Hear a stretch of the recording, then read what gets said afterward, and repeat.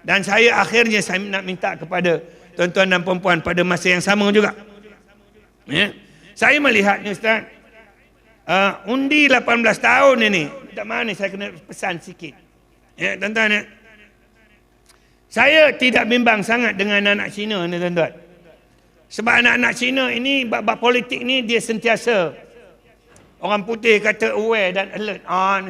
Ini Ustaz dia tahu actually dia, tak apalah Ustaz.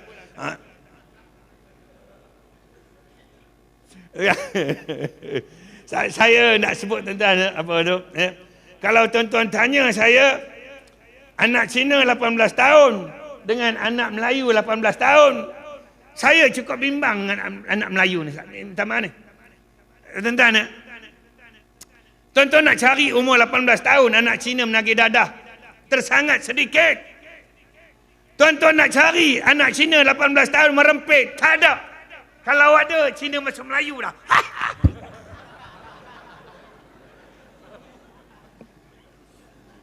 Tuan-tuan, kalau tuan-tuan nak cari anak Cina 18 tahun berpeleseran, buang masa, buat perkara-perkara yang tidak berfaedah, kalau tuan-tuan cari, saya kata hampir tiada.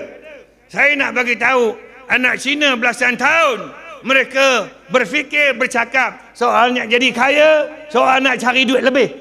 Ini saya kena bagi tahu tuan-tuan. Tapi kalau tuan-tuan tengok anak-anak kita, minta maaf ni, bukan nak kutuk orang Melayu, tak ada. Saya nak sebut ni, kalau saya boleh menghadapi saudara mara, anak adik-beradik, kutukan. Kalau tuan-tuan tengok kadang-kadang naik kapal terbang, dia tengok kita macam nak telan tau. Masuk dalam lift kadang-kadang kita pun rasa ngeri nak masuk tidak ni. Saya nak bagi tahu tuan-tuan, hidup macam ini. Sebab itu bila Ustaz Usiam cakap dengan tuan-tuan dan puan-puan ni, saya tak kisah. Tetapi bila saya cakap ni, saya kena fikir 2-3 kali. Nak cakap tidak, nak cakap tidak. Sebab itu bila saya sentuh sikit tentang bahasa Melayu, tuan-tuan jangan kecil hati. Ini satu pesanan saya. Saya tidak ada masalah nak bercakap soal bangsa saya, tuan-tuan. Sebab itu tuan-tuan boleh tengok kubur dia hebat-hebat, mewah-mewah belaka. Sebab mereka banyak duit. Dunia pun banyak duit, mati pun banyak duit. Tapi saya bimbang, tuan-tuan dan puan-puan ni. Saya cukup bimbang. Tuan-tuan ambil 18 tahun. Ustaz sebut tadi, dok main game lagi. Tuan-tuan tengok. Dok main game, apa lagi tuan-tuan nak cakap tentang masalah anak-anak muda kita belasan tahun. Saya nak sebut tuan-tuan, 18 tahun anak-anak Islam kita ini masih belum lagi serius tentang politik, tentang ekonomi. Yang dia tahu asyik nak seronok. Tuan-tuan pergi ke tepi pantai di Terengganu tu, tuan-tuan tengok mereka berpeleseran dalam kereta, kena serbu masuk Lamborghini. Baru-baru ni tadi cerita dengan kitanya, buat kerja dalam kereta, di tepi pantai tu, orang duk ketuk, dia masuk ke bonet dia. Rupanya bonet dia tu daripada pintu seat belakang boleh masuk bonet. Orang serbu tengok tak ada orang, tapi penguasa tu sikit punya terror, dia tengok belakang tak boleh tengok daripada belakang kat bonet ada satu lubang kecil. Dia ambil baygon, nak cerita sana ni, dia ambil baygon ubat nyamuk, ambil lubang tu, dimasuk tu, disembahnya, bergoyang bonet tu. Lambat tangkap Ustaz. Nak cerita tuan-tuan, sebut aja masalah kita belaka. Saya bimbang tuan-tuan, selagi orang Melayu, umat Islam ini, dia tidak serius tentang kehidupan, walaupun sepatutnya. Bila saya sebut perkara-perkara yang tak elok tadi, kitalah sepatutnya yang menjadi jago, orang yang paling kurang sekali buat benda-benda yang tak elok. Sebab kita ada agama yang Nabi sebut, Al-Islamu ya'lu wa la yu'la alaih.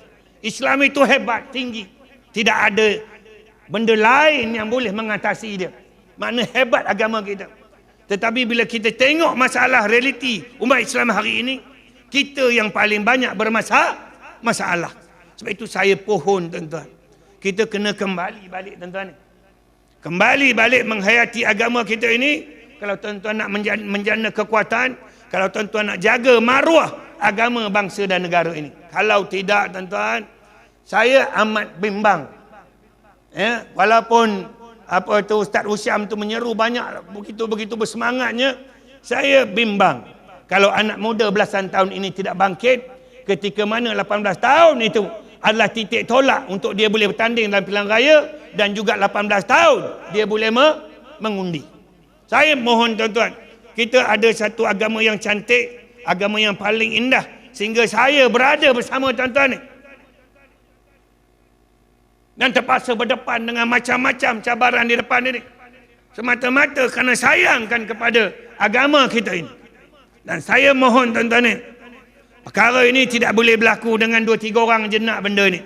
Dia perlu disambut oleh seluruh umat Islam ini. Dan saya minta tuan-tuan, kita kena tarbiyah anak-anak kita ini, supaya serius, supaya bersungguh-sungguh dengan kehidupan ini. Kalau tidak, saya bimbang apa akan terjadi pada anak cucu cicit kita pada masa akan datang. Sekadar itu Ustaz kata nak habis 11.30. Ni itu payah ni, bila Cina dapat mikrofon dia tak mau berhenti. Jadi minta maaf banyak Ustaz kalau terlebih cakap Ustaz apa kan. Dan saya nak mengulangi sekali lagi Ustaz apa yang saya sebut tadi. Tuan-tuan, kita ni berbeza dari segi rupa Tuan-tuan, dari segi rupa kita berbeza. Tapi saya nak ingatkan satu pada tuan-tuan dan perempuan. Apa pun berlaku kepada negara kita ini, rupa macam mana pun, mata besar ke, sepit ke, hidung mancung ke, kulit putih dan kulit hitam ke dan sebagainya, Allah Subhanahu Wa Taala tidak melihat semua itu. Saya minta tuan-tuan, kita berada di pentas ini pun atas dasar kerana Islam.